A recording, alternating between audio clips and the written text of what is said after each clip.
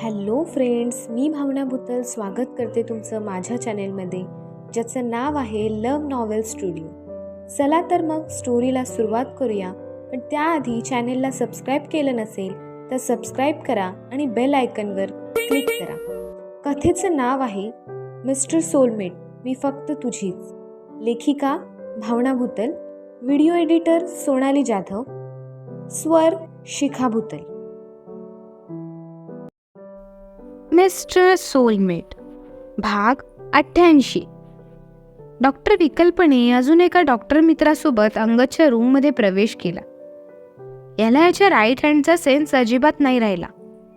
Doctor विकल्प म्हणाला. Doctor अंगदचा उजवा हात तपासू लागले. अंगदला खरंच स्वतःचा उजवा हात जाणवत नव्हता. डॉक्टर गंभीर होतच अंगदकडे पाहू लागले. आता पुढे आपल्याला यांचा हा हात सुद्धा काढून टाकावा लागेल. डॉक्टर थोडं गंभीर सुरातच म्हणाले. ऑपरेशनची तयारी करायला घ्या तुम्ही, तोपर्यंत मी याला तयार करतो. डॉक्टर विकल्प म्हणाला तसं अंगद मात्र मूग गिळून गप्प बसून होता. त्याआधी काही फॉर्मॅलिटीज आहेत त्या पूर्ण करा. इतकं बोलून डॉक्टर तिथून निघून गेले. तुझ्या छोट्याशा चुकीमुळे बघितलं किती काय घडलं ते, डॉक्टर विकल्प त्याच्या जवळ बसतच म्हणाला.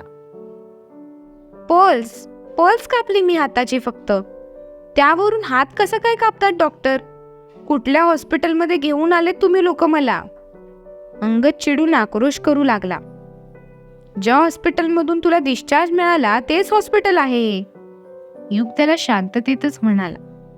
मला डॅडीला भेटायचं आहे.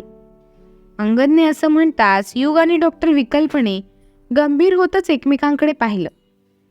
ह्या वयात तुझी झालेली अवस्था बघून तुझ्या डॅडींना मानसिक धक्का बसलाय. त्यांना मी आणि तुझ्या मॉमला आराम मिळावा म्हणून आम्ही घरी पाठवलंय. डॉक्टर विकल्प म्हणाला. पल्स कापलेली मी फक्त, ह्यावरून या डॉक्टरांनी माझा हात कापला? अंगद चेहऱ्यावर प्रश्नार्थक भाव आणतच बोलत होता.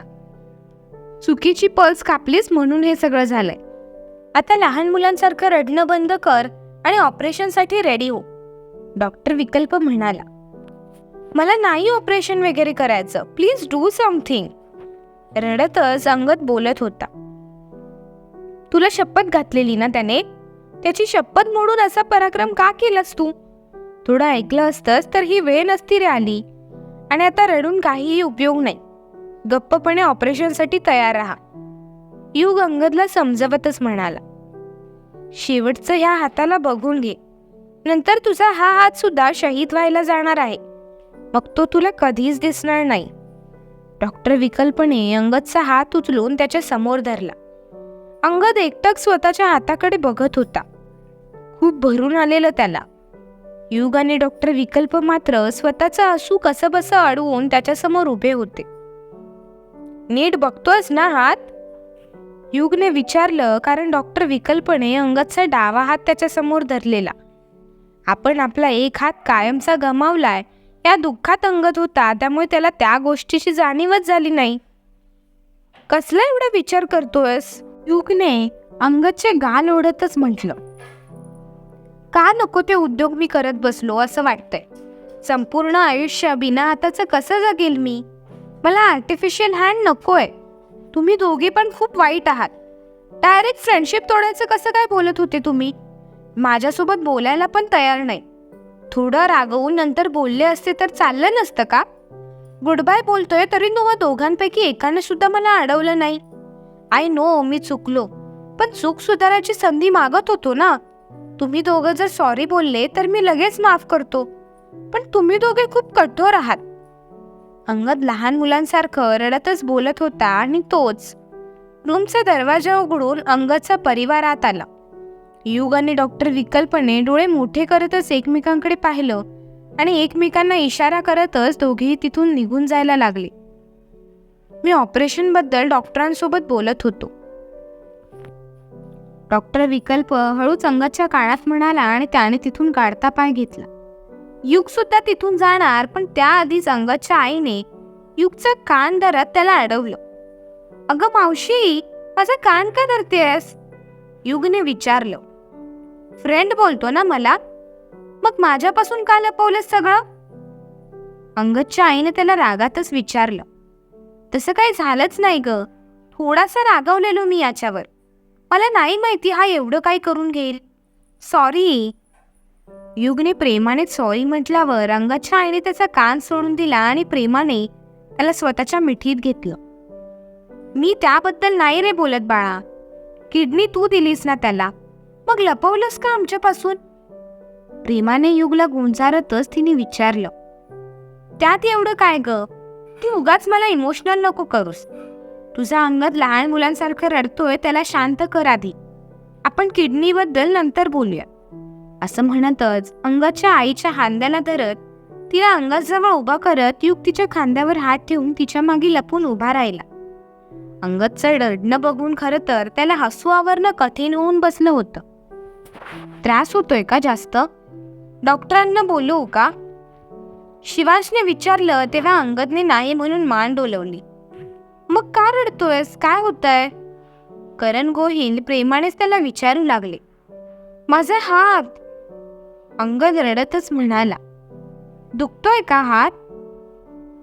अंगदच्या आईने त्याला काळजीतच विचारलं. काय झालं हाताला? क्रिशने अंगदचा उजवा हात हातात पकडतच विचारलं.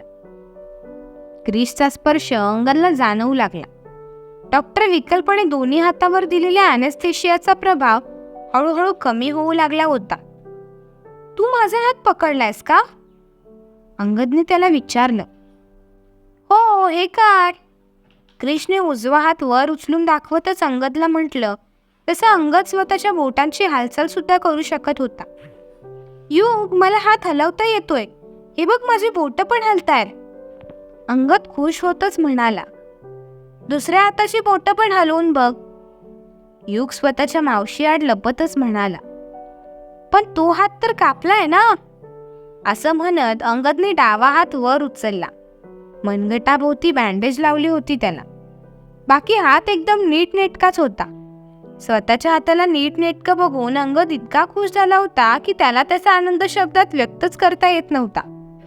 थोड्या वेळापूर्वी मित्रमंडळींनी नजरेसमोर निर्माण केलेल्या पिक्चरमुळे भविष्याचं टेन्शन त्याला आलं होतं. तूच कापलास ना हात? काच वेड्यासारखं वागला तू? तुला काय झालं असतं मग? नको एवढं टेन्शन घेऊस, मी आहे ना सोबत तुझ्या. करण गोहिल भावूक होतच म्हणाले. अंगद, ते कृत्रिम हाताचं कॅन्सल करूयात ना? युगने विचारलं. तू आणि विक मला भेटा नंतर, याचा बदला तुम्हा दोघांकडून मी पक्का घेणार. अंगद सगळ्यांसमोर युगला धमकी देतच म्हणाला. मावशी, बघ कसं धमकी देतोय. याच्यावर किती प्रेम केलं तरी हा माझा रागच करतो. युग छोटंसं तोंड करतच म्हणाला. मम्मी, तू त्याची बाजू घेऊन अजिबात बोलू नकोस. त्याने काय केलं तुला नाही माहिती. मिसेस गोहिल अंगदला समजवायला जाणार, पण त्याआधीच अंगद त्यांच्यावर ओरडला. काय केलं त्याने? क्रिशने विचारलं. सांग, काय केलं ते?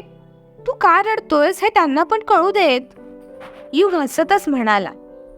अंगद छोटंसं तोंड करून शांत बसून होता. युग ब्रो, तो नाही सांगणार, तूच सांग, क्रिश म्हणाला. तुम्हा लोकांना सांगितलं तर तो आणखीन रडेल रे. आधीच भरपूर रडवलंय आम्ही त्याला.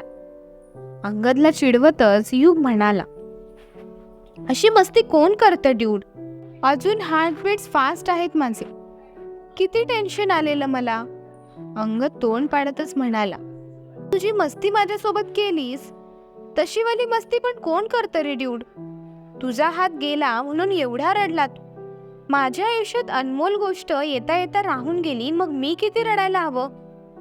अंगदचा परिवार सोबत होता म्हणून युग असं कोड्यातच बोलत होता, पण अंगदला त्याचं बोलणं कळत नव्हतं. I am sorry for that. पुढे जाऊन असं काही होईल याचा विचार मी खरंच केला नव्हता. अंगद अगदी भावूक होतच त्याला म्हणाला. मी कोणापासून लांब जावं हा विचार तर तू केलेलासच ना? युगने शांतपणेच त्याला विचारलं. तेव्हा अपराधीपणाची भावना अंगदच्या चेहऱ्यावर झळकली. डोळे काठोकाठ त्याचे पाण्याने भरले होते. इट्स ओके, आता परत रडू नकोस. डोके दुखेल तुझं. मी नंतर येतो तुला भेटायला. अविरा घरी एकटीच आहे. अंगदच्या डोळ्यावरून हात फिरवतच युग म्हणाला, नाही ना तोडलीस मैत्री? अंगदने घाबरतच युगला विचारलं. तेव्हा युगने अलगदपणे त्याच्या गालावर मारलं. तुझा मेंदू जास्तच छोटा आहे रे ड्यूड. जर मैत्री तोडली असती तर मला स्वतःला त्रास होत असताना तुझ्यासाठी इथे आलो असतो का? वेडा, नको टेन्शन घेऊस. आणि हो, नेक्स्ट टाइम हात वगैरे कापताना सावधान.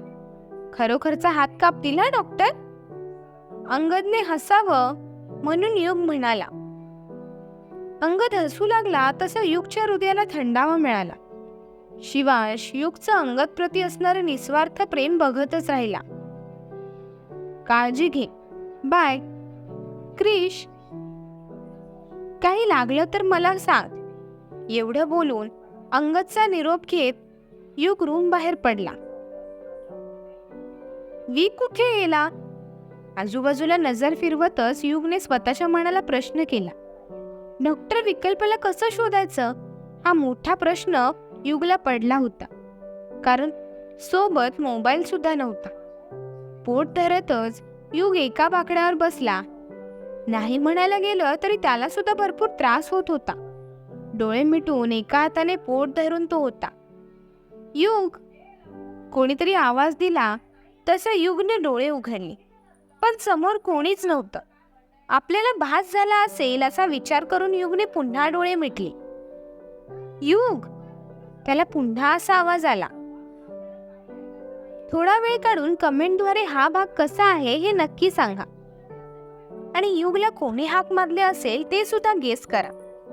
भेटूया पुढील भागात. धन्यवाद.